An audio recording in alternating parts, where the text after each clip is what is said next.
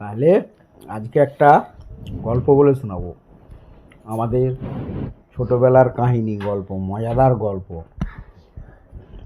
তাহলে শুরু করি।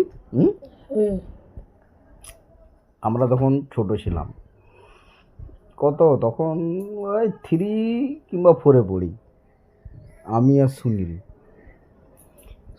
আমাদের পাশের ঘরের কাকার ছেলে, দাদার ছেলে, ভাইপো, প্রায় সমবয়সী, 1 বছরের ছোট বড়। সুনীল সুনীলকে জানিস তো? সুনীলকে জানো না? এইবার একদিন কি হয়েছে, আমরা যেথায় যেতাম দুজনে মিলে যেতাম, যাই করতাম। তো একদিন কি হয়েছে, ঝড়, তার আগের দিন খুব ঝড় হয়েছে, বৈশাখ মাস ঝড় হয়েছে। এবার ঝড় হওয়ার পর ভোর রাত্রে ঝড় হয়েছে। তো আমরা রোজেরই কী করতাম, সকাল ভোরবেলা উঠে পাকা আম গুঁড়াতে যেতাম। পাকা আম পড়তো ঝড়ে, পাকা আম গুঁড়াতে যেতাম, কাঁচা আমও পেতাম। তারপরে কি হয়েছে, সেদিনকে আম গুঁড়াতে গেছি। কোথাকে না, আমাদের ওখানে বারুলিতলা বলে একটা জায়গা আছে, যা বারুলিতলা জানো তো? ওইখানে সেই মিঠু এখন যেখানে ঘর করে আছে, হ্যাঁ, মিঠু তান্ত্রিক যেখানে ঘর করে আছে, ওর পেছনে একটা আম গাছ আছে, কি না কাঁচা মিঠা আম, কাঁচাও মিষ্টি পাকাও মিষ্টি। তো আমি আর সুনীল দুজনে মিলে যুক্তি করছি, আজকে ওখানে কাঁচা মিঠা আম গুঁড়াতে যাবো। তারপরে যথারীতি দুজনে বেরিয়েছি।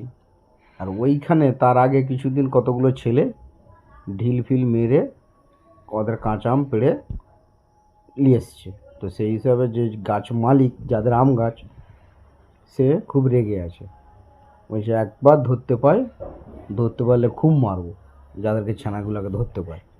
এবার আমরা তো অত কিছু জানিনি যে আম ফাম পেড়ে লেগেছে লোকে। এইবারে কি হয়েছে শুনি, এবারে আমরা দুজনে তো আম গুঁড়াতে গেছি, সুনীল আগে আছে, আমি পেছনে। সুনীল আগের থেকে ছুটে চলে গেছে। তখন আগে ছুটে গেলে কি হবে, না আম বেশি পাবো।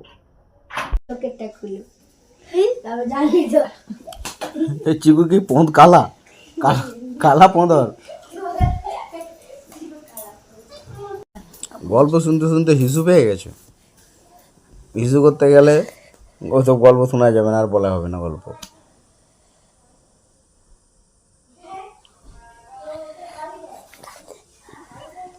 তারপরে কী হয়েছে না, আমি আর সুনীল দুজনে মিলে তো আমগুলোতে গেছি।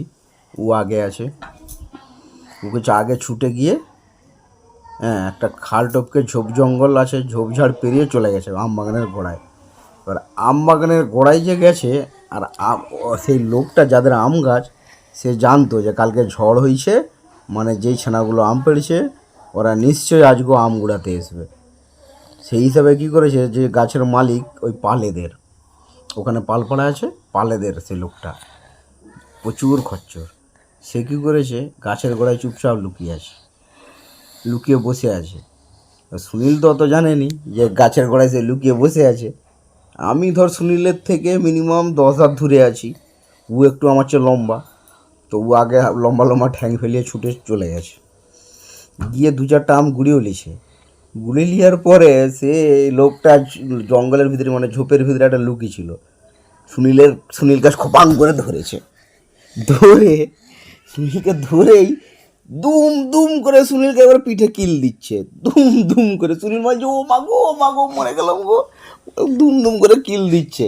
এবার আমি যা দেখতে পেয়েছি যে সুনীলকে ধরে ফেলছে, দুম মারতিছে, আমি কি করেছি, ছুটে যাচ্ছিলাম তো, আমি স্পিড সঙ্গে ব্রেক মেরেছি, গাঁক করে একবারে ব্রেক মেরে।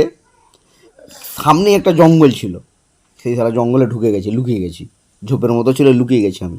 লুকিয়ে আমি দেখতেছি সুনীলকে খুব ধুচ্ছে, একটা গুপ করে দিচ্ছে, বলছে রোজের আমপাড়া, গুপ আওয়াজ উঠতেছে, কিল মারতেছে, ঘুষি মারতেছে। সুনীল তো ও মাগো গেলাম গো, আমাকে ছেড়ে দাও। বলছে আমার সঙ্গে আরও একজন আছে, ও নিজে তো ফেঁসেইছে, ও কি করেছে এমন ঢ্যাম না, ও খেয়েছে আমাকেও দেখিয়ে দিচ্ছে, বলছে ওই দেখো ওই জঙ্গলে আরেকজন বসে আছে।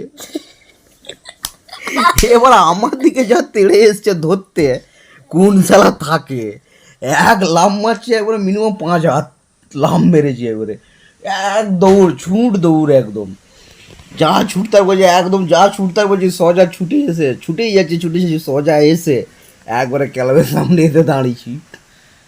তার একটু পরে দাঁড়িয়েছি, দাঁড়িয়ে তো কুত্তার মতো হাঁপাচ্ছি করে। তারপরে চুপচাপ ক্লাবের ওই মাচায় বসে আছি। একটু পরে সুনীল দেখি ও মা গো পিঠে হাত বুলাতে বুলাতে কাঁদতে কাঁদতে ঘরে এসতেছে জানিস। বলি কী রে কেমন দিল? বলছে তোকেও দিত ধরতে পারলে। বলি আমাকে ধরতে পারলে তো, বলে পালিয়েছি। কি বাঁচান বেঁচে গেছি আমি সেই দিন, ওরে বাবরে, নাহলে কি মার খেতাম।